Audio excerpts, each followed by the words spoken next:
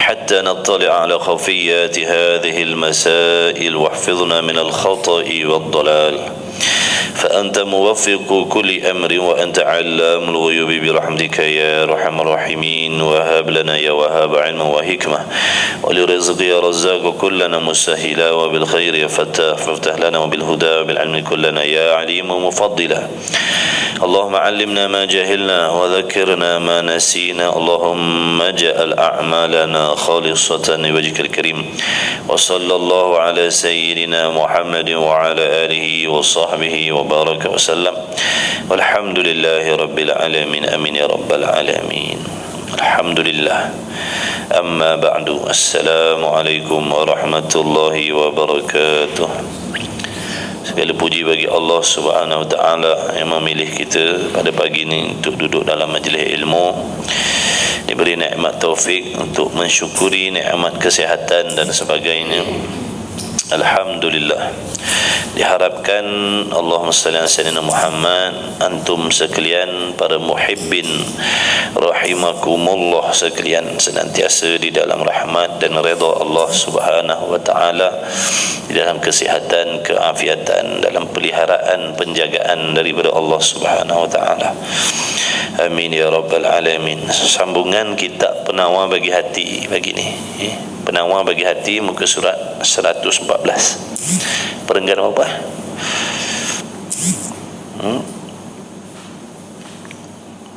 Bawah sekali.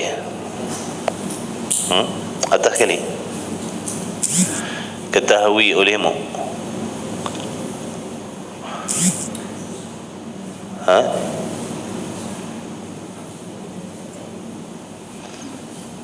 Mana?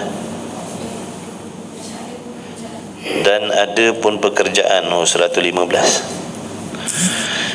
Bismillahirrahmanirrahim. Qala al-muallif rahimahullahu ta'ala wa nafa'ana wa iyyakum bi'ulumihi wa bi'ulumi masyayikhina fid darain. Amin ya rabbal alamin. Alhamdulillah.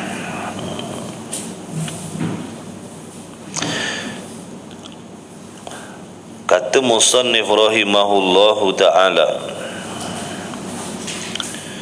dulu kata musannif, di antara perkara yang dibenci oleh Allah Subhanahu wa ta'ala, sifat yang Allah benci, sifat mazmumah, perangai yang tidak baik, akhlak yang tidak baik, iaitu bakhil. Jadi bakhil adalah suatu penyakit yang menjadikan hamba itu dibenci oleh Allah Subhanahu wa taala, meskipun dia seorang hamba yang banyak melakukan amal soleh. Dia banyak melakukan amal soleh, dia banyak ilmu, dia banyak ibadat, tapi dia ada sifat bakhil. Maka dia dicela oleh Allah, dicela oleh Allah, dipandang oleh Allah dengan pandangan yang tidak baik. Kita ni mengharapkan pandangan rahmat daripada Allah, kita ni mengharapkan pandangan yang baik daripada Allah.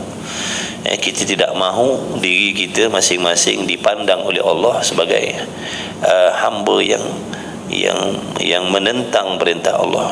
Kita tidak mahu dipandang oleh Allah sebagai hamba yang derhaka kepada Allah.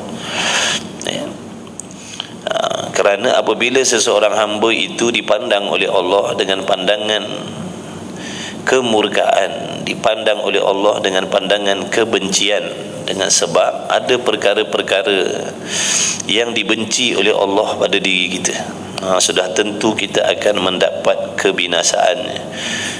Kebencian Allah itu mengundang kecelakaan. Kebencian Allah pada diri kita itu mengundang kebinasaan. Adapun kebencian makhluk pada diri kita tidak boleh memberi kesan apa-apa pun. Jadi tak perlu kita risau seandainya kita dibenci oleh manusia. Tapi sebaliknya, kita mesti risau dan bimbang seandainya kita dibenci oleh Allah Subhanahu wa taala.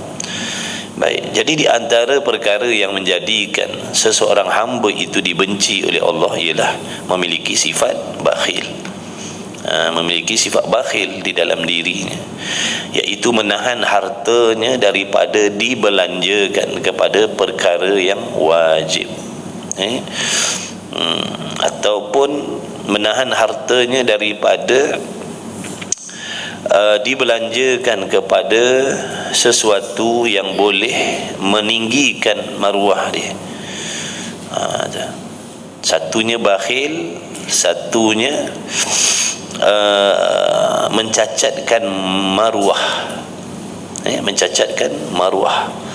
Bakhil dengan makna apa? Menahan harta daripada dibelanjakan kepada perkara yang wajib. Contohnya zakat, contohnya nafkah, contohnya hutang. Itu bakhil lah. Hutang tu wajib. Kemudian Allahumma salli ala Muhammad, zakat itu wajib, nafkah itu wajib. Tiba-tiba seseorang itu menahan dirinya, menahan hartanya daripada dibelanjakan kepada perkara yang wajib. Tadi namanya bakhil. Jadi bila ada sifat bakhil dalam diri seseorang hamba, meskipun dia memikirkan bahawasanya sifat bakhil itu memberi keuntungan pada diri dia, orang yang bersifat bakhil akan berfikir sifat bakhilnya menahan hartanya daripada dibelanjakan kepada perkara yang wajib itu adalah suatu benda yang menguntungkan diri mereka. Sebenarnya tidak. Sebenarnya tidak demikian. Itulah kejahatan diri dia. Itulah kejahatan bagi seseorang.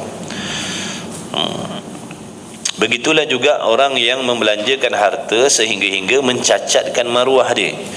Contohnya dia seorang hamba yang diberi keluasan harta oleh Allah Subhanahu wa taala. Pendapatannya luas, jauh lebih luas daripada orang lain, jauh lebih senang daripada orang lain, tapi dia berkira-kira untuk bersedekah. Contoh, dia berkira-kira untuk bersedekah. Tak padan dengan harta kekayaannya, tak padan dengan gajinya yang puluhan ribu, belasan ribu, tapi dia sedekah RM5, RM10, macam orang awam, macam orang ramai-ramai juga. Itu sebenarnya mencacatkan maruahnya pada Allah. Mencacatkan maruah dia pada Allah. Tak boleh panggil bakhil, tapi panggil cacat maruah. Buruk perangai lah mudahnya. Buruk perangai. Allah bagi kita pendapatan yang luas, harta yang luas lebih daripada orang. Orang lain gaji RM1,000, RM2,000, RM3,000. Gaji kita RM15,000, RM20,000, RM30,000, tapi dia sedekah RM10. Sama macam orang yang gajinya RM300, sama sedekahnya macam orang gaji RM1,000. Atau orang panggil mencacatkan maruah dia, menjatuhkan maruah dia. Menjatuhkan maruah dia. Sepatutnya dia malu dengan Allah, dengan keluasan harta yang Allah beri kepada mereka. Tiba-tiba dia membelanjakan kepada ataupun dia bersedekah dengan jumlah ataupun nilai yang sekecil itu. Sepatutnya dia merasa malu dengan Allah, sedangkan dia tidak pernah berkira-kira untuk membelanjakan harta bendanya kepada benda yang tidak ada hubung kait dengan ibadat, dengan akhirat. Kalau untuk enjoy tak peduli, ratus-ratus ribu-ribu pun tak ada masalah. Tapi dalam bab ibadat, kadang-kadang nak beli kitab, fikir banyak kali nak beli kitab, RM30 mahalnya, padahal gajinya RM15,000.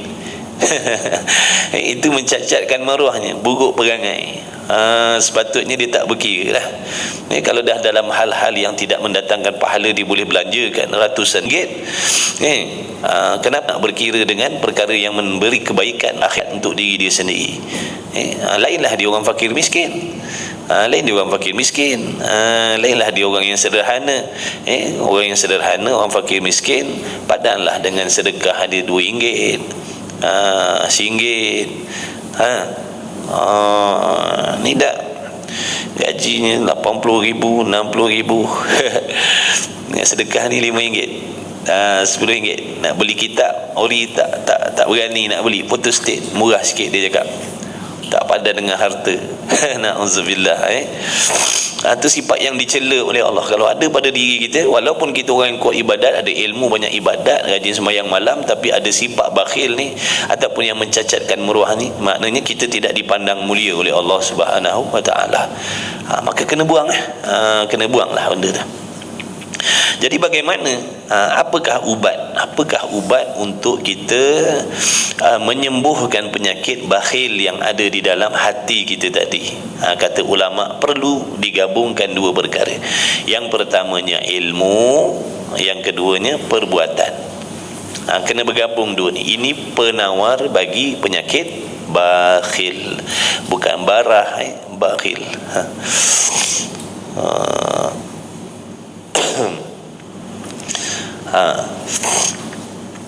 Baik, Allahumma salli ala sayyidina Muhammad. Kena violation. Baik, jadi ubat bagi penyakit bakhil, kena tunjuk kat benda ni. TikTok kata kau letak beg kuning, kau tak tunjuk benda ni, tak promote. Jangan bakhillah beli benda ni, murah kalau tak nak pakai, beli bagi orang lain. Baik, Allahumma salli ala sayyidina Muhammad. Okey, jadi ubat ataupun penawar bagi penyakit bakhil ni ada dua benda, ada dua bahan yang perlu dicari. Ada dua bahan yang perlu dicari dan digabungkan. Hasil daripada dua bahan ni, insya-Allah dengan izin Allah, kita akan sembuh daripada penyakit bakhil. Ni kaedah nak merawat hati yang berpenyakit bakhil.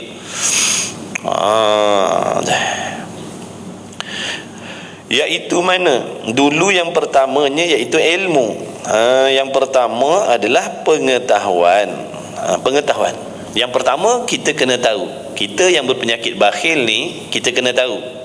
Kita yang banyak berkira dalam nak belanjakan wang ringgit kepada benda yang baik, yang halal, yang ada memberi faedah akhirat untuk diri kita, kita berkira sangat. Sehingga menjatuhkan maruah kita di hadapan Allah Subhanahu wa ta'ala. Jadi kita kena tahu. Lebih-lebih lagi orang yang bakhil, dia kena tahu, kita kena tahu, dan kita kena sedar bahawa rasanya ada azab siksaan yang Allah Ta'ala persiapkan untuk kita. Na'udzubillah min zalik. Ada azab siksaan yang Allah persiapkan untuk orang-orang yang bakhil. Maka setiap yang Allah janji pasti berlaku. Meskipun yang dijanjikan oleh Allah Ta'ala itu perkara yang tidak baik, janji azab pasti akan ditunaikan oleh Allah Subhanahu wa ta'ala. Jadi mana-mana kita hamba-hamba Allah yang ada penyakit bakhil di dalam dirinya, perlulah kita semua tahu bahawasanya ada azab siksaan di hari kiamat besok. Itu yang pertama. Sebut aja azab akhirat ni, tak ada satu jenis pun azab di hari kiamat ni yang akan tertanggung, takkan tertanggung. Jadi macam-macam azab kesusahan yang ada di hari kiamat tu, carilah dalam banyak-banyak azab siksaan dalam hari kiamat tu, tidak ada satu pun azab yang kita mampu nak tanggung. Semuanya dahsyat, semuanya pedih, semuanya bersangatan. Walaupun seringan-ringan azab neraka sekalipun, na'udzubillah min zalik, takkan ada siapa yang sanggup menanggungnya. Baik, itu yang pertama. Kalau kita bakhil, kita akan bertemu, akan menempuhi, kita akan mendapat janji buruk daripada Allah Ta'ala dah, iaitu azab siksaan. Segala harta benda kita tu nanti akan diubah oleh Allah menjadi bahan bakar diri kita sendiri. Segala harta kekayaan yang milik kita, yang kita bakhilkan itu, Allah akan ubah dia jadi rantai daripada api neraka yang akan dibelenggukan pada tubuh badan kita sendiri. Wal'iyadzubillah min dzalik. Jadi orang yang bakhil kena tahu. Jangan sekali-kali kita jangka bahawasanya sifat bakhil itu menguntungkan kita, sebab harta kita tak luap. Daripada aku bagi, lebih baik aku tak bagi. Kalau aku tak bagi, harta aku kekal banyak ni. Kalau aku bagi, nanti dah jadi kurang. Jadi dia memikirkan, dia menahan harta tadi itu satu keuntungan, tak sebenarnya satu kerugian bagi diri dia.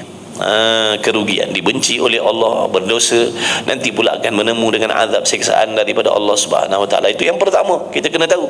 Dan yang kedua, dicela oleh manusia. Manusia pun tak suka kita, manusia pun benci kepada kita, meskipun kita alim ulama, meskipun kita orang yang banyak melakukan amal soleh, tapi bakhil, manusia benci kita. Manusia benci, meskipun dia banyak ilmu, dia banyak ibadat, tapi dia bakhil, Allah benci dia. Manusia pun benci, bukan Allah aja benci, manusia pun benci. Hari-hari, contohnya, hari-hari manusia mendoakan kecelakaan bagi diri kita. Bilalah nak mati. Hidup pun menyakitkan hati orang aja. Ada harta ditayang-tayangkan, bukan nak menolong pun, cakap sombong pula tu. Dah lah sombong, kaya dah lah sombong, bakhil pula, bila lah nak mati. Aku susah ni, buat tak pandang aja, buat tak tahu aja. Padahal rumah dekat aja, contohlah. Jadi orang kaya-kaya ni kena hati-hati lah. Dia kena perhatikan keliling kelalang dia. Jiran-jiran dia ada tak yang susah. Jadi Allah Ta'ala jadikan kita ataupun seorang itu orang kaya kerana ada tanggungjawabnya kepada hamba Allah yang lain. Allah nak memuliakan dia asbab harta dia. Dia boleh jadi mulia, mendapat pangkat darjat yang tinggi, menjadi kekasih Allah asbab harta yang dia miliki dan dibelanjakan kepada jalan Allah, selain daripada kemuliaan yang diperoleh dengan sebab solatnya, puasanya, Qurannya, tahajudnya. Jadi dia beruntung sebenarnya. Orang kaya ni dia beruntung dua benda. Satu, beruntung mendapat kemuliaan dengan sebab amal soleh yang dia buat, yang dilakukan oleh tubuh badannya, berzakat, berpuasa, haji, umrah, sedekah, wakaf, dan sebagainya. Yang kedua, dia mendapat kemuliaan di sisi Allah dengan sebab dibelanjakan hartanya ke jalan Allah, bantu orang fakir miskin, bantu orang susah, khususnya adik-beradik. Kita yang tak ada ni niat, ya Allah, seandainya aku memiliki harta kekayaan, aku nak tolong adik-beradik aku yang susah. Niat macam tu. Meskipun kita tak diberi kekayaan oleh Allah, tapi pahalanya kita peroleh. Pahalanya kita peroleh. Ni kelebihan niat yang baik. Kelebihan niat yang baik. Bila seseorang mukmin itu memiliki niat yang baik, hasrat yang baik, impian yang baik. Contohnya tadi, ya Allah, seandainya kau rezekikan kepada aku keluasan harta benda, aku nak tolong adik-beradik aku yang susah. Aku sedih tengok keadaan abang aku, kakak aku, adik aku ada yang susah begini. Kesempatan rezeki, kenderaannya tak selesa contohnya. Kalau aku diberi rezeki, aku nak tolong dia orang, aku nak ringankan, aku nak menggembirakan dia orang. Contohlah, walaupun hajat kita itu tidak dikabulkan oleh Allah, diberi kesenangan, pahalanya kita peroleh seolah-olah kita buat dah benda tu. Itu kelebihan, itu kelebihan niat yang baik. Allah Maha hebat, Allah Maha kaya, jangan risau. Jangan risau. Allah Maha kuasa memberi pahala ganjaran, lebih daripada apa yang kita harapkan, lebih daripada itu Allah boleh bagi. Itu yang pertama. Kita kena tahu. Yang kedua, yang pertama kita kena tahu Allah benci kita. Yang kedua, kita kena tahu manusia pun benci kita.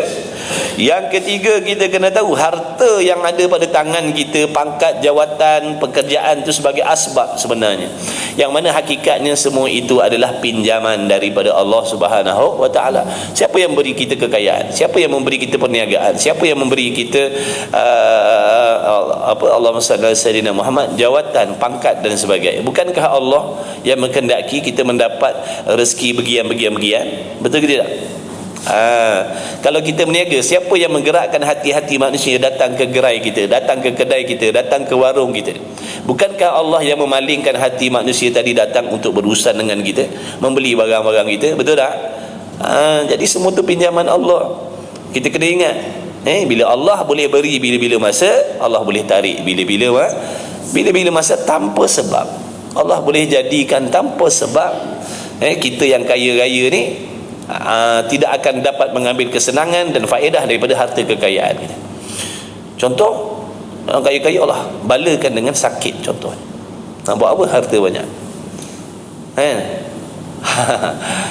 Tak boleh berjalan, tak boleh makan, jadi duit nak buat apa? Nampak tak? Jadi Allah Ta'ala Maha Kuasa. Allah Maha Kuasa. Itu kena tahu. Allahumma salli ala sayyidina Muhammad. Dan kita kena ingat bahawasanya apa yang Allah kurniakan kepada kita itu sebenarnya Allah Ta'ala perintahkan agar dibelanjakan kepada perkara-perkara yang diredai oleh Allah, bukan untuk berseronok, bukan untuk seronok-seronok saja, bukan untuk berseronok-seronok kita nak bini saja. Ada tanggungjawab menolong agama, menolong umat Islam. Kemudian, dan bahawa engkau ketahui dulu, katanya harta itu kalau kita tak nak belanja, kalau kita menahan harta benda kita, kita menahan harta benda kita, tak nak bersedekah, tak nak bayar zakat, lari daripada zakat dan sebagainya, dengan niat kita nak mengumpul harta untuk kesenangan isteri dan anak-anak kita bila kita mati besok.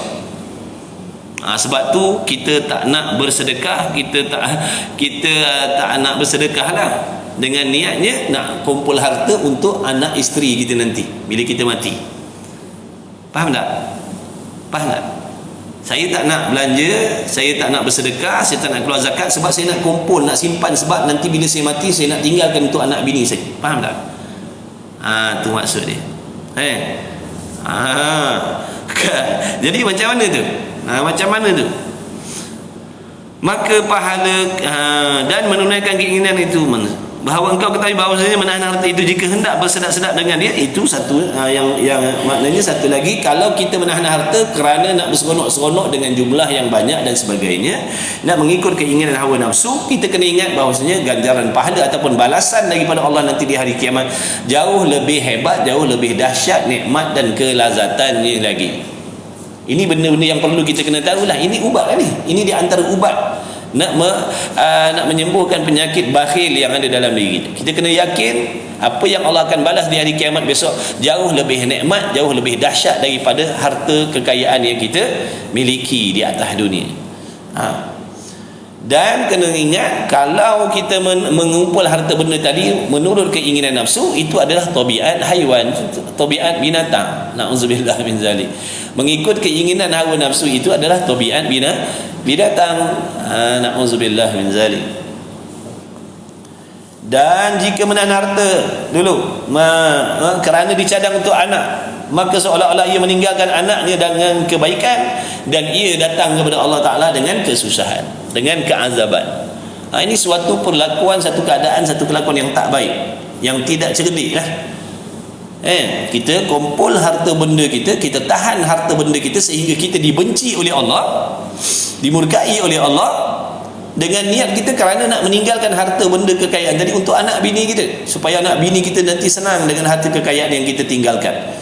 Dalam hal keadaan kita dibenci oleh Allah kerana tidak menunaikan tanggungjawab yang diwajibkan oleh Allah. Jadi nanti bila kita mati, anak bini kita berseronok, bersenang-senang dengan harta benda kekayaan yang kita tinggalkan, kita diazab oleh Allah Subhanahu Wa Taala di dalam kubur, dalam alam barzah besok. Kita kena azab, kita diazab oleh Allah kerana atas dunia dulu bakhil, tidak berzakat, tidak membantu orang fakir miskin, sedangkan kita diberi keluasan harta oleh Allah Subhanahu Wa Taala. Na'udzubillah min zalik. Jadi anak bini kita dah tentulah seronok dengan harta benda yang kita tinggalkan. Kita dalam kubur tu besok diazab oleh Allah. Orang yang kadang-kadang ada yang kaya-kaya berkira dengan mak bapak nak bagi duit. Na'udzubillah min zalik. Berkira dengan mak bapak nak bagi duit. Jangan berkira dengan mak bapak kita. Ada sikit bagi cara sikit, ada banyak bagi cara banyak. InsyaAllah nanti Allah luaskan rezeki kita, Allah tambahkan lagi keberkahan. Kita ni, kata Tok Guru, kita ni dapat nikmat, dapat pekerjaan yang baik-baik, ni berkah doa ibu bapa kita, berkah doa ibu bapa kita. Sebab tu bila kita senang, jangan lupa waktu mereka hidup, bantu cara waktu mereka hidup. Sewaktu mereka dah tak ada, bantu dengan cara waktu mereka tak ada. Macam mana caranya? Beramal soleh. menjadi anak yang soleh, menjadi anak yang soleha, menjadi anak yang bertakwa. Itu cara menyenangkan ibu bapa yang telah pergi. Ada pun ibu bapa yang masih ada, kalau kita ni diberi keluasan harta benda oleh Allah, beri mereka belanja, gembirakan hati mereka, beri kedudukan, contohnya tempat tinggal yang selesa, contohlah. Jangan berkira dengan mereka, atau nak membahagiakan dia waktu dia hidup. Kerana kita dapat nikmat harta kekayaan, kesenangan ni berkah doa mereka. Siang malam dia doa, beri kejayaan ya Allah, anak aku nanti beri kesenangan, kaya, jadikan dia murah rezeki dan sebagainya. Jadi jangan lupa. Kemudian kalau ibu bapa kita dah tak ada, macam mana cara nak membahagiakan dia? Beramal soleh. Kerana setiap amalan soleh yang dibuat oleh anak-anak itu membahagiakan ibu bapa yang ada di dalam barzah, alam barzah sana, menyenangkan mereka, membahagiakan mereka, menyeronokkan mereka. Itu kita kena tahu. Dan ada pun pekerjaan. Ini ramuan yang kedua.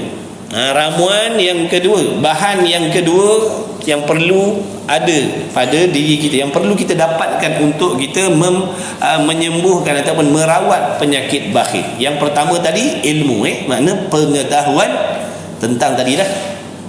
Kita kena tahu kita akan diazab oleh Allah, kita akan tahu harta benda tu nanti Allah akan ubah menjadi bahan bakar di hari kiamat. Kita kena tahu menahan harta kerana kesenangan orang lain itu adalah tindakan yang paling bodoh sekali. Sedangkan kita diazab oleh Allah nanti di hari kiamat. Kemudian menahan harta kerana nak berseronok dengan membanyak-banyakkan harta tanpa bersedekah, tanpa berzakat dan sebagainya, itu tabiat haiwan, binatang. Nauzubillah. Itu kita kena. Manusia benci, Allah pun benci. Dan ada pun pekerjaan maka bahawa memberati engkau akan diri engkau dan menggagahi engkau akan diri engkau atas memberi dan atas murah. Maksudnya apa maksud di sini?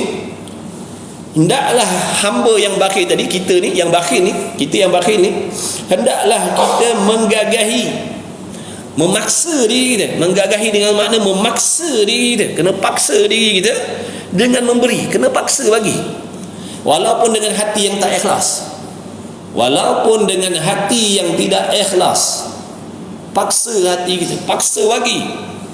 Ini orang panggil proses. Ini proses nak jadi pemurah tu, proses nak buang penyakit bakhil tu. Pertama-tama sekali tadi kita dah tahu kita akan diazab oleh Allah, Allah benci, manusia benci dan sebagainya. Ini yang kedua. Perbuatan pula, ada perbuatan dia, ada tindakan dia. Mana tindakan dia? Paksa diri membelanjakan harta kepada perkara yang baik ataupun yang wajib tadi. Paksa. Kalau sebelum ni kita tahan harta daripada keluar zakat, paksa bayar juga zakat dalam keadaan hati yang tidak ikhlas. Kerana perkara yang wajib itu wajib dibuat walaupun tidak ikhlas. Betul tak? Bukan nanti ikhlas. Benda wajib mesti dibuat walaupun tidak ikhlas. Kemudian setelah kita melaksanakan perkara wajib yang tidak ikhlas tadi, bertaubat kepada Allah daripada dosa tidak ikhlas tadi. Bukan dengan sebab kita tak ikhlas kita tak payah sembahyang, tak ikhlas nak mengaji tak payah mengaji, tak ikhlas nak tutup aurat tak payah tutup aurat, tak ikhlas nak keluar zakat tak payah berzakat. Bukan. Perkara wajib, ikhlas ataupun tidak, wajib dibuat. Bila kita sedar perbuatan kita tadi, contoh kita solat tadi dengan keadaan tidak ikhlas, ada ujub, ada riak, wajib bertaubat kepada Allah selepas daripada kita solat, selepas daripada kita mengeluarkan zakat. Contohnya kita keluar zakat kerana nak menunjuk-nunjuk supaya orang pandang kita, itu maknanya kita menunaikan kewajipan zakat dalam keadaan tidak ikhlas. Yang pertama, kewajipan dah tertunai tapi Allah tak terima. Sebab apa? Kita buat dengan ujub, dengan riak tadi. Maka bertaubat kepada Allah daripada dosa ujub dan riak tadi. Boleh faham tak? Jadi bila betul taubatnya, dosa tadi itu diampunkan oleh Allah dan zakat kita diterima oleh Allah. Dosa kita riak tadi diampunkan oleh Allah, pahala solatnya diberi oleh Allah. Taubat daripada dosa riak tadi, ujub tadi, sum'ah tadi diampunkan oleh Allah, sedekah kita Allah terima. Tapi peringkat permulaan kena paksa dulu. Sebab nafsu memang berat. Nafsu memang berat dalam taat ni, memang berat. Nafsu memang berat. Memang berat. Oh, kalau boleh berat tangan kita ni. Jadi ulama ajar, kalau nak sembuh kena paksa. Kena paksa bagi. Berlakon-lakon tak apa. Sebab Allah tahu hamba-Nya sedang nak baiki diri. Sehingga dia paksa diri dia walaupun dia tak ikhlas, sebab mengharapkan redha daripada Allah. Dia paksa diri dia, dan dia azam satu hari nanti dia akan baiki hati dia pula. Sekarang ni dia terpaksa bagi. Sebab kalau tak paksa nanti akan semakin banyaklah tertangguhnya perkara yang wajib tadi, makin banyaklah dosa dia. Jadi dia paksa bagi. Ini yang pertama, kena paksa diri dia. Memberati ini makna paksa. Kita kadang-kadang, selalu kita ni ditipu oleh nafsu dan syaitan. Yang mana nafsu dan syaitan membisikkan dalam hati kita. Contohnya, saya bukan tak nak pergi kelas, saya bukan tak nak pergi kelas masjid tu. Buat apa saya nak pergi kalau hati saya tak ikhlas? Pernah tak dengar orang cakap macam tu? Buat apa saya nak tutup aurat kalau saya tak ikhlas? Buat apa I nak tutup aurat kalau I tak ikhlas? Nanti Allah tak terima I punya ibadat. Jadi apa faedahnya kalau I tutup aurat tapi I tak ikhlas? You kena buat juga. Walaupun you tak ikhlas, you kena buat. You kena tunjukkan kepada Allah yang you bersungguh-sungguh nak mentaati perintah Allah, sehingga you paksa diri you tu. You kena tutup juga. Kerana menutup aurat tu wajib. Kemudian you bertaubat kepada Allah, ya Allah ampunkanlah dosa tadi. I takkan dengan Allah pun nak I juga. Kerana tadi saya tutup aurat dalam keadaan hati saya tak ikhlas. Tapi saya nak cuba jadi nak jaga diri saya. Saya paksa diri saya. Walaupun ada penyakit, ada perasaan nak tunjuk-tunjuk supaya orang puji dan sebagainya. Ampunkanlah ya Allah. Aku baru nak berlatih, baru nak membiasakan diri. Allah ampunkan. Jadi jangan tertipu dengan permainan syaitan. Syaitan ni dia cerdik. Sebab tu dia suka orang tak nak mengaji. Syaitan nafsu sangat suka gemar kepada orang yang tak nak menuntut ilmu, kerana mudah diperdayakan dengan bisikan-bisikan macam tadi. Berapa ramai di kalangan kita yang tertahan daripada nak menuntut ilmu dengan alasan aku tak ikhlas, aku belum nak ikhlas belajar, aku belum ikhlas nak tutup aurat, aku belum ikhlas begini dan begitu, aku belum ikhlas nak solat. Jadi jangan kena buat sebab wajib. Kemudian minta ampun dengan Allah. Dan menggagahi engkau akan dia dengan memberi dan atas murah. Mana pemurah. Kena paksa. Sebab kalau tak paksa tak boleh. Ibadat ni memang mula-mula kena paksaan. Nanti lama kelamaan baru Allah bagi rasa lazat dia. Benda-benda akhirat kena paksa dulu, kemudian baru Allah beri rasa lazat dalam ibadat. Bukan hari ni buat, hari ni kita rasa lazat. Dah. Bukan hari ni buat, hari ni rasa nikmat, hari ni buat, hari ni rasa lazat. Dah, benda akhirat tak macam tu. Yang hari ni buat, hari ni rasa sedap, itu benda-benda ni dunia. Benda-benda dunia macam tu. Benda-benda dunia macam tu. Hari ni buat, hari ni dapat. Hari ni dapat dia punya syok dia. Benda ibadat dah kadang belas tahun baru dapat rasa lazatnya ibadat. Ni sungguh, percaya ke tidak? Kita tengok solat kita. Kita tengoklah solat kita. Adakah kita dah solat dalam keadaan lazat? Padahal dah puluh tahun kita solat, betul? Dah puluh tahun kita solat, tapi kita buat ni kadang-kadang buat sebab dah biasa buat. Sebab dah terbiasa buat. Kadang-kadang buat dalam keadaan terpaksa, kadang-kadang buat sebab dah jadi kebiasaan. Makna buat bukan dengan sebab seronok, buat bukan dengan sebab rindu, bukan. Bukan. Orang ahlillah tu, wali-waliullah tu, orang-orang ma'rifatullah, aribillah tu, Nabi Rasul tu, mereka beribadat sebab rindu, sebab seronok, sebab syok. Kita ni peringkat iman paksaan maksudnya.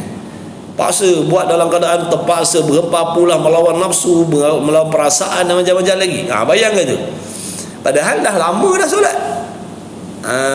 Jadi sabar maknanya. Jangan gopoh. Yang namanya ibadat, yang namanya akhirat, lazatnya lambat. Lazatnya lambat. Tak sama macam benda dunia. Benda-benda dunia hari ni buat, hari ni buat, hari ni kita dapat seronok ni. Benda akhirat tak. Lama dah 2, 3, 4, 5 tahun dah duduk dalam majlis ilmu, bosan je, berperang je. Berperang je nafsu kita nak belajar. Dia tak jadi seronok nak belajar. Dan Allahumma salli ala Muhammad, dan menggagai engkau akan dia, akan nafsu tadi tu, ataupun akan diri tadi, atas memberi dan murah, dan sentiasa memperbuat engkau akan yang demikian itu. Kena selalu buat macam tu. Makna kena selalu paksa diri memberi. Kena selalu paksa diri memberi.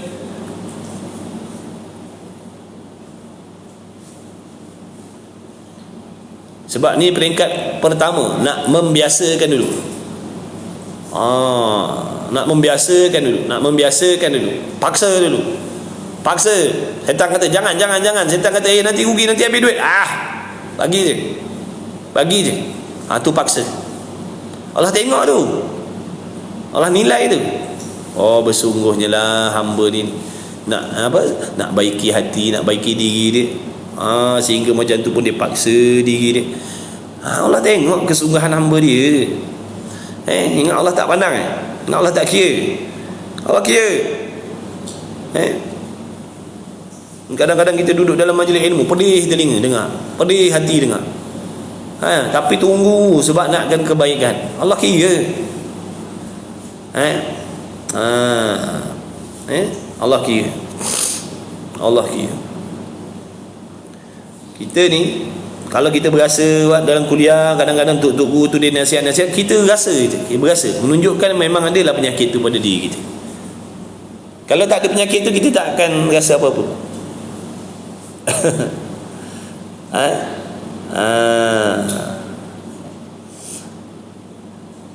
Contohnya macam tadi. Contohnya kita cerita pasal menutup aurat. Kita dah tutup aurat. Bila kita cerita pasal menutup aurat, kita tak rasa apa pun. Sebab penyakit dedah aurat tu tak ada pada kita, betul? Ceritalah pasal dedah aurat, tak ada masalah apa. Sebab tak ada pada kita. Tapi akan dirasa, akan yang merasa tadi orang yang berkenaan. Tapi sabarlah. Nak berubat ni. Kalau lari tak sembuh. Betul tak? Macam ruqyah setan tu. Kalau duduk tengah ruqyah baca-baca tu lari, cabut lari, boleh sembuh tak? Tak boleh. Menjerit-menjeritlah situ, tunggulah situ, sabarlah dulu. Nanti lama-lama setan tu lari hilang, barulah dapat amannya, dapat selamatnya, betul? Tapi kalau kita tak sabar, pedih telinga, pedih hati, tak boleh nasihat. Dia sebenarnya yang pedih, yang panas tu nafsu dan setan dalam ni. Sebab tu kalau kita selalu hadir, nanti dia panah. Dia kata aku tak boleh duduk lah dalam hati, dalam perut orang ni. Sebab apa? Ni aku selalu lah. Sebab dia benci dengan benda-benda ni. Setan benci, setan tak suka. Nanti lama-kelamaan dia lari. Kita ni jangan kena sihir je, kena sihir santau je nak pergi ruqyah. Ini di antara ruqyah lah ni. Ni ruqyah lah ni, tengah ruqyah lah ni. Ni ruqyah hati kita yang telah disihir, hati yang telah disihir, disantau dengan penyakit-penyakit tu. Jadi ni proses nak ubat. Memanglah rasa pedih, rasa perit, rasa menyirap je. Kalau depan muka aku nak ketuk je kepala. Berasa macam tu lah. Sabarlah. Kalau tak nanti taknya sembuh. Tak sembuh nanti, bila tak sembuh penyakit tu ada pada diri kita, selama-lama kita ni dibenci oleh Allah. Orang yang hatinya baik tu semua lalu proses yang macam ni. Proses dia semua macam ni. Dia akan jumpa benda-benda macam tu menyakitkan, tapi dia sabar sebab dia nak benda baik, sebab dia nak jadi baik. Dia sabar, dia tahan, telanlah pahit-pahit ubat pun, telan, lama-lama dia sihat lah. Tapi kalau tak sanggup nak telan, tak boleh, tak sembuh lah. Ubat Mana ada ubat yang manis? Ubat semua pahit-pahit. Ubat ni ilmu ni pahit sebab dia ubat. Tapi kalau kita tak sanggup, tak sembuh lah. Itu takkan sembuh. Tak kena sabar, tahan, menyigap pun sabar je. Sabar je.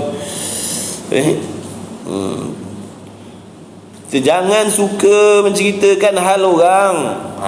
Orang tak cerita dia tak akan berasa. Tapi orang yang jenis suka cerita hal orang, dia akan berasa. Dia akan berasa. Dia akan berasa. Maknanya jin tu ada kat dia. Jin tu ada. Jangan main. Sebab tu kalau kita ruqyah, kalau baca ayat-ayat tu tak ada tindak balas, mana tak ada.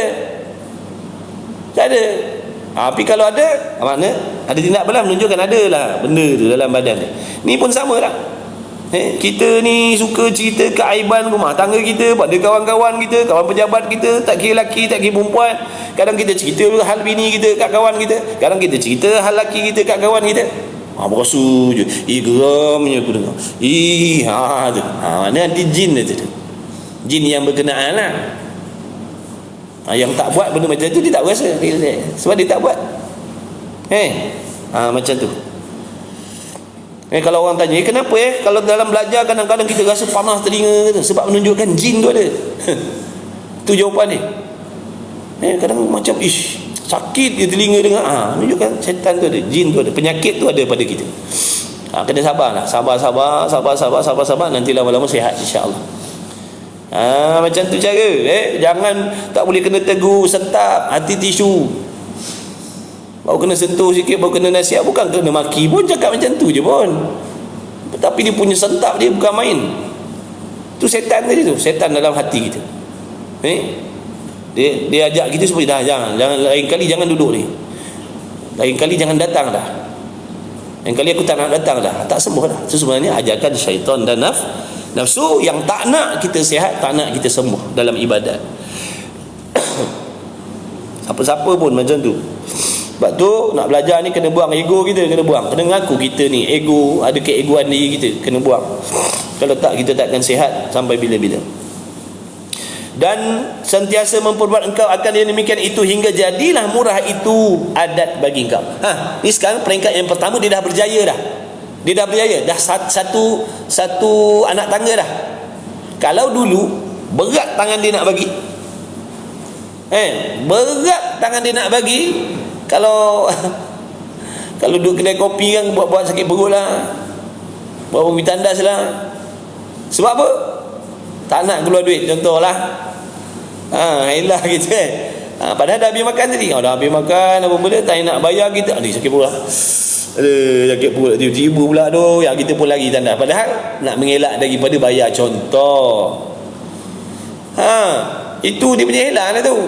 Sebab dalam hati kita ada penyakit tadi tu, penyakit bakhil ataupun tidak pemurah tadi kena paksa. Kalau nak pergi jamban pun letak dulu RM50, pergilah jamban.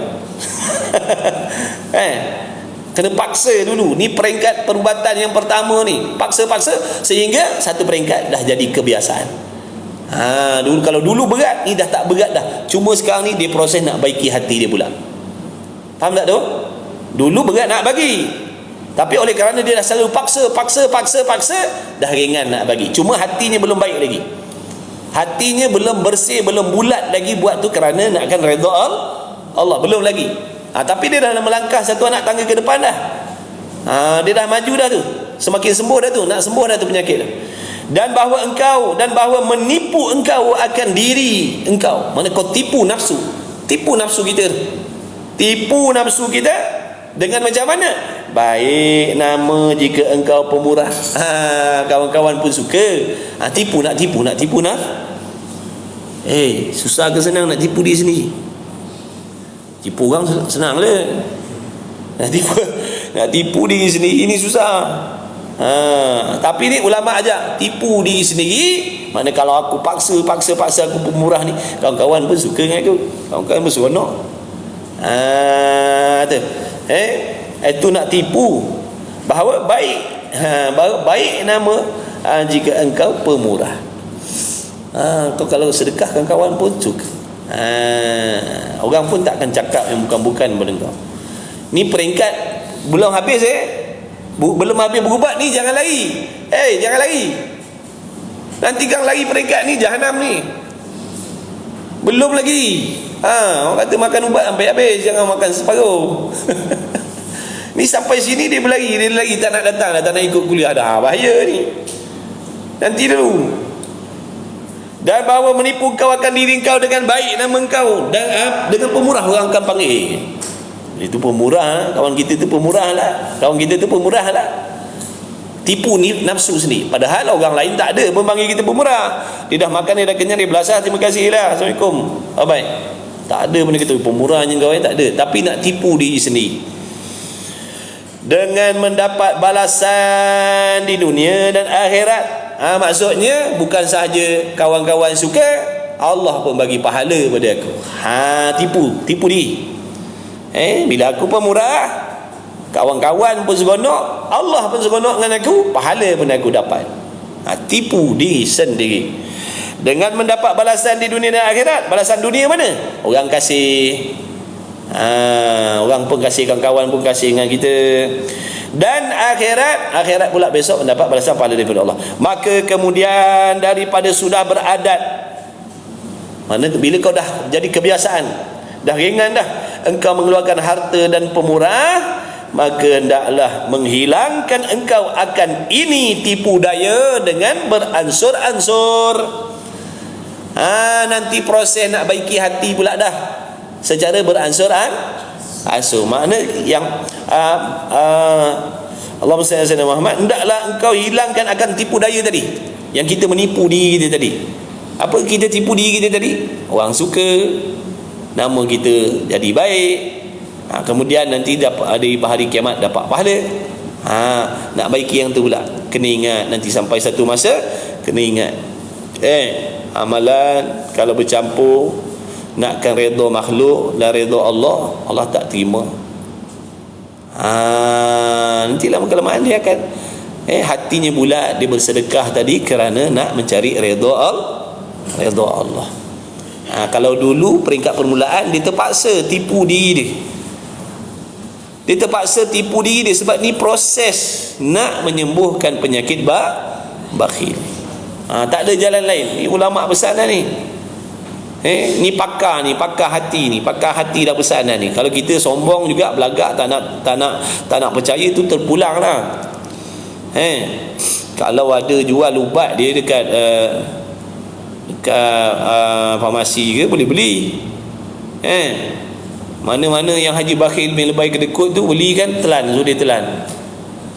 Automatik jadi pemurah. Ni masalahnya tak ada. Penyakit hati inilah yang paling payah sekali nak baiki. Sungguh. Sebab tu panggil haji bakhil.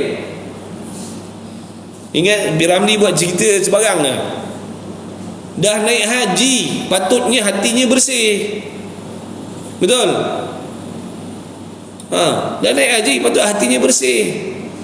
Pemurah, penyayang, belas kasihan. Ni dah bakhil. Haji bakhil. Piramli letak nama haji bakhil. Makna tak sepatutnya lah. Maknanya walaupun dia ada haji, dia ada hajah, tapi bakhil, Allah benci. Allah lebih kasih orang yang tak berapa banyak ilmunya, tak berapa banyak amalnya, tapi pemurah, ada sifat belas kasihan. Allah redha lagi dengan orang macam tu daripada orang alim yang banyak ibadat tapi dalam hatinya ada bakhil. Allah tak suka. Tapi tengoklah akhlak Nabi kita Muhammad sallallahu alaihi wasallam. Nabi pemurah. Nabi pemurah. Subhanallah, salli ala sayyidina Muhammad. Itu proses dia. Itu proses cara nak ru'yah hati daripada penyakit bakhil. Jangan main-main penyakit hati ni, jangan kita pandang remeh. Hati ni paling payah sekali nak baiki. Payah-payah nak jaga mata, payah lagi nak jaga hati. Payah-payah nak jaga telinga, payah lagi nak jaga hati. Payah-payah nak jaga lidah, payah lagi nak jaga hati kita. Hati ni dibolak-balik sekejap lain. Mula sangka baik, kejap dah sangka jahat dah. Jangan buat main lah hati ni. Kita kena bagi penumpuan lebih. Bagi penumpuan lebih. Kalau kita ni ada sakit anggota, rawat juga. Lemah tinggi, darah jantung, darah jantung pula dah. Lemah tinggi, sakit jantung, apa lagi? Gout, apa lagi?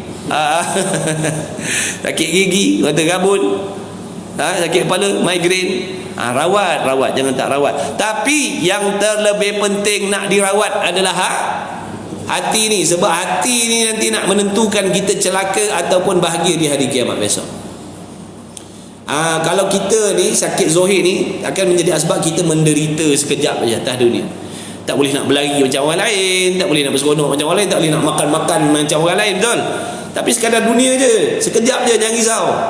Sekejap je sakit-sakit yang bahasa zahir ni, tubuh badan ni, sekejap je.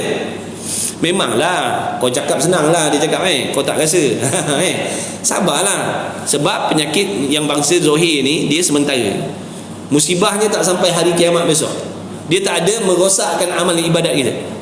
Tak ada. Nabi kata barang siapa yang diserang penyakit jantung, maka terhapuslah segala pahala semayangnya dan qiyamul lailnya. Mana barang siapa yang kena gout, habislah pahala sedekah dia. Mana ada. Siapa yang sakit gigi, terbatallah pahala puasanya. Mana ada. Jadi tak perlu nak risau sangat. Yang kita perlu risau ni penyakit dalam hati ni. Walaupun tubuh badannya sihat, segar bugar, boleh berlari, boleh melompat. Kalau petang-petang tu boleh keliling Tasik 5 round tanpa henti. Inilah sihat tubuh badannya. Tapi hati ada hasad, ada dengki, ada dendam, cintakan dunia, bencikan akhirat, tak seronok pada ilmu dan sebagainya. Ini penyakit ni akan mengundang kecelakaan yang berkekalan nanti di hari kiamat. Jangan buat main-main. Silap-silap asbab penyakit zahir tadi itu akan menjadikan dia kekasih Allah. Dia sabar dengan sakit ujian, sakit tubuh badan dia. Dia sabar, dia sangka baik dengan Allah. Dia tahu Allah Ta'ala di antara cara Allah nak mengampunkan dosa-dosa hamba ni dengan Allah beri ujian sakit. Apabila hamba tadi bersabar dengan ujian sakit dan bersangka baik dengan Allah, Allah ampunkan dosa-dosa dia yang dulu-dulu. Kita kan banyak dosa. Kita tak ada dosa. Orang lain ni yang berdosa, kita tidak. Kan kita banyak dosa. Jadi Allah nak cuci. Dah lah banyak dosa, malas pula nak berdoa, tak nak pula bertaubat contoh. Jadi Allah nak tolong hapuskan juga. Allah nak bantu hapuskan juga dosa-dosa kita itu dengan sendiri, tak sedar dosanya dah diampunkan oleh Allah. Itu dengan cara apa? Allah bagi sakit. Allah bagi sakit. Dia sabar dengan sakit dia tadi. Dia tak mengungut-ungut. Dia sangka baik dengan Allah. Gugur dosa-dosa dia, naik darjatnya sisi Allah. Macam tu. Sabar. Kemudian menghilangkan tipu daya ni dengan beransur-ansur. Wallahu a'lam. Masa dah mulai tu dah sampai stesen tu, stesen besar bus stand tu.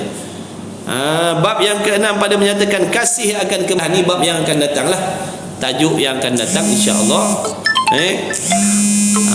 Tajuk yang akan datang insya-Allah, bab pada menyatakan kasih akan kemurahan. Macam mana pula nak ubat? Ubat bakhil lah tahu Jadi kongsi-kongsikan.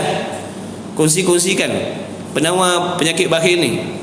Kalaupun meskipun kita tak dapat beramal lagi, tapi orang lain dapat ambil manfaat, dia beramal, jadi kita dapat pahala. Kita dapat pahala. Jangan malas kongsi benda yang baik-baik, yang manfaat ni. Mudah-mudahan ramai lagi kalangan kawan-kawan kita muslimin muslimat dapat mengambil manfaat daripada ilmu yang dapat mengambil faedah daripada ilmu yang bermanfaat yang kita kongsi-kongsikan. Walaupun kita tak dapat ambil manfaat lagi, tapi kita kongsikan, orang lain dapat ambil manfaat dulu daripada kita dapat pahala dia. Yang besok yang kita pula. Jadi kongsi-kongsikan penyakit bakhil. Itu tadi dua benda nak kena bergabung. Yang pertama pengetahuan, kena tahu apa ancaman Allah, apa azab Allah terhadap kita yang bakhil, apa yang merugikan kita dunia akhirat kalau kita bakhil. Yang keduanya perbuatan tadi, iaitu yang mula-mulanya apa? Paksa paksa diri memberi walaupun hati tak ikhlas. Walaupun hati tak ikhlas. Nanti bila dah biasa dah biasa tipu diri sendiri. Allah sayang, orang pun sayang. Orang sayang, Allah pun sayang. Nanti lama kelamaan, yang ketiga, peringkat ketiga, baiki hati tadi supaya jadi bulat hatinya, ikhlas kerana Allah tanpa memandang puji-pujian manusia. InsyaAllah dengan izin Allah akan sembuh. Mudah-mudahan. Wallahu subhanahu wa ta'ala alam wa ilmu wa atam. Jadilah mudah-mudahan ada, mudah-mudahan bermanfaat. Mudah-mudahan bermanfaat. Jadi kita doa pada kita berdoa pada Allah Subhanahu wa taala dengan berkat majlis ilmu kita pada pagi ini, mudah-mudahan sekalian yang mengikuti, sekalian yang hadir diberi keberkahan oleh Allah, diberi keampunan oleh Allah. Mudah-mudahan Allah Taala mengampunkan segala dosa-dosa kita, dosa kedua ibu bapa kita yang banyak berkorban untuk kesenangan, keselesaan hidup kita, yang menjaga kita dengan penuh kasih sayang daripada kita kecil dulu. Allahumma salli ala Muhammad. Moga Allah Taala menjaga juga ibu bapa kita lebih daripada bagaimana perhatian yang ibu bapa kita bagi kepada kita. Ibu bapa kita, ibu bapa mertua kita tak terkecuali dosa-dosa isteri kita, suami dan sebagainya, anak-anak kita, kawan-kawan, rakan-rakan kita, jiran-jiran kita yang muslim, mudah-mudahan diampunkan oleh Allah Subhanahu wa taala. Mudah-mudahan kita dipilih oleh Allah, selalu dipilih, sentiasa dipilih oleh Allah, duduk dalam majlis ilmu. Mudah-mudahan Allah selalu jemput kita jadi tetamu Allah, duduk dalam majlis ilmu yang dikerumuni oleh para malaikat yang memintakan ampun untuk orang-orang yang berada di dalam majlis ilmu. Mudah-mudahan kita dapat mengambil manfaat daripada ilmu, petunjuk-petunjuk yang Allah Ta'ala sampaikan dalam kitab-kitab sebagai asbabnya. Sebenarnya semuanya ini daripada Allah Subhanahu Wa Ta'ala. Kita dapat belajar, dapat mengaji pagi ini pun semata-mata limpah kurniaan Allah Subhanahu Wa Ta'ala. Wala haula wala quwata illa billahil aliyil azim. Kita harap mudah-mudahan Allah sentiasa beri taufik kepada kita semua untuk sentiasa berlazim-laziman dengan majlis ilmu yang mana di dalamnya ada hidangan-hidangan yang penuh berkah, yang tak boleh nak dinilaikan dengan harta benda keduniaan. Mudah-mudahan insya-Allah kita doa pada Allah, mudah-mudahan kita semuanya sekaliannya diberi rezeki oleh Allah husnul khatimah. Mudah-mudahan kematian kita kematian yang baik, penyudah yang baik, husnul khatimah. Meskipun kita bukan orang baik, kita bukan orang soleh, kita bukan orang berilmu, beramal, kita banyak dosa maksiat, hati kita banyak leka, lupa lalai daripada Allah, hati kita penuh dengan kecintaan dunia pagi petang siang malam, pikiran kita, hati kita sibuk memikirkan, risau tentang dunia-dunia. Sedikit sangat kalau ada pun kerisauan tentang ibadat, tentang akhirat. Moga Allah ampunkan kita semuanya insya-Allah, amin ya rabbal alamin. Jumpa lagi insya-Allah, rasanya pukul 1 sekarang ada kuliah satu lagi lah insya-Allah. Mudah-mudahan Allah bagi taufik lah. Terima kasih yang tap screen, yang share, terima kasih banyak-banyak yang berkongsi rezeki dengan kawan-kawan. Terima kasih banyak. Barakallahu fikum, khair jazakumullahu khairul jazaa. Bismillahirrahmanirrahim. Alhamdulillahirabbil alamin. Wassalatu wassalamu ala Rasulillah wa ala alihi. Allahumma rabbana fa'na bima 'allamtana, rabbana 'allimna alladhi yanfa'una, rabbana faqih ahlana wa qarabati lana fi dinina ma ahli qudri untha wa dhakar wa sallallahu ala sayyidina Muhammad. Alhamdulillahirabbil alamin. Taqabbalallahu minni wa minkum, minna wa minkum, taqabbal ya karim.